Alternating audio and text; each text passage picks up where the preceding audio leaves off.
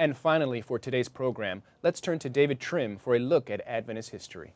This week, we learn about the young adult poet who wrote hymns describing the Advent movement's pioneer days. Welcome to This Week in Adventist History.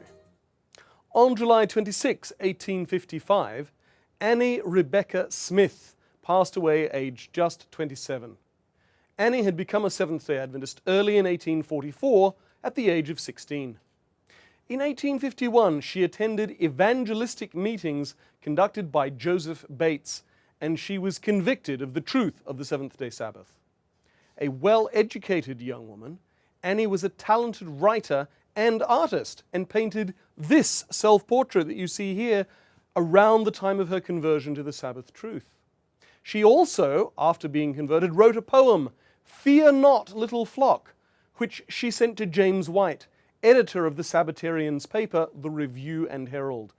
White liked it so much he offered her a job with the printing press that produced the Review and the Youth's Instructor and various tracts and pamphlets.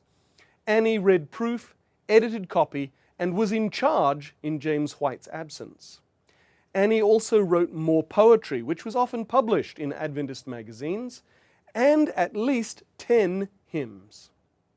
In November 1854, however, she was stricken with tuberculosis, which took her life the following July. She lives on, though, through her faith and through her hymns. Today there are still 3 hymns by Annie Smith in the SDA hymnal, the best known of which is probably "I Saw One Weary, Sad and Torn," the verses of which describe the Adventist pioneers who Annie knew so well.